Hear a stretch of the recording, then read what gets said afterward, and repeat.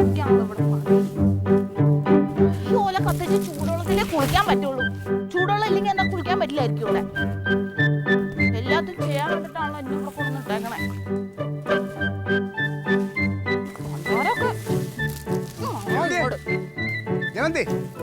എന്താ പരിപാടി?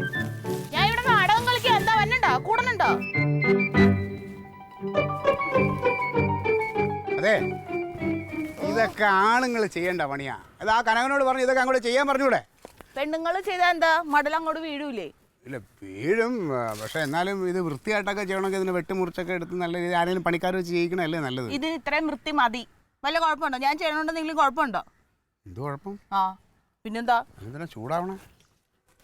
ഞാൻ ചൂടായതല്ല, കാര്യം പറഞ്ഞ. തങ്കത്തിനെ കണ്ടോ? എനിക്കെങ്ങനെ അറിയണേ നിങ്ങളുടെ വീട്ടിലെ ആൾക്കാർ എവിടെയെന്ന്? നിങ്ങളുടെ വീടാ? പിന്നല്ലാതെ അത് എന്റെ വീടല്ലല്ലോ. പിന്നെ എന്റെ വീടാണോ? നമ്മളൊക്കെ പുറത്തുനിന്ന് വന്നവരല്ലേ? അയ്യോ, നിങ്ങളൊന്നും പുറത്തുനിന്ന് വന്നവരല്ല. ഞാനാണല്ലോ വന്ന് കയറിയത്. നിങ്ങൾ ചെറുപ്പം മുതലേ അവിടെ തന്നെ ആയിരുന്നല്ലോ. ഞാനാ വന്ന് കയറിയത്. ഇനി ഇങ്ങനെ സംസാരിക്കേണ്ട കാര്യമുണ്ടോ? ഞാനൊരു എന്താ? ഒന്നുമില്ല, ഞാനൊന്നും പറഞ്ഞില്ലേ. അല്ലേ, ഞാൻ ഉത്തരം പറയണെങ്കിൽ പിന്നെ എന്നോട് ചോദ്യം ചോദിക്കണ എന്തിനാ?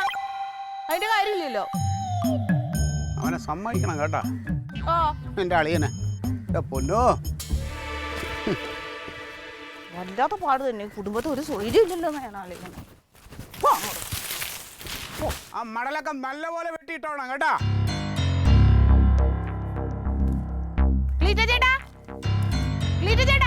ചേട്ടൻ പോയി. ഇല്ല, ഇനി വന്നേ. ഇല്ല, വേറൊരു അത്യാവശ്യ കാര്യം പറയാൻ മറന്നുപോയി.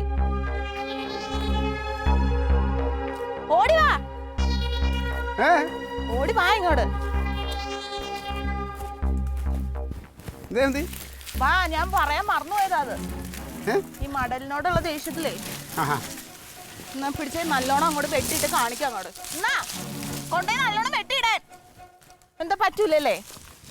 വെട്ടിയിട് നല്ലോണം. എവിടുന്നാ ഇത് എടുത്തേ? അവിടുന്ന് എടുത്ത അവിടെ കൊണ്ടേ വെട്ടിയിടാൻ പറ്റൂലായിരിക്കും. അവിടുന്ന് എടുത്തല്ലേ? അവിടെ കിടക്കല്ലേ? പോയെടുത്തോടെ, നിന്റെ വേല എന്റെ അടുത്ത. ഇത് കൊറേ കണ്ടതാ.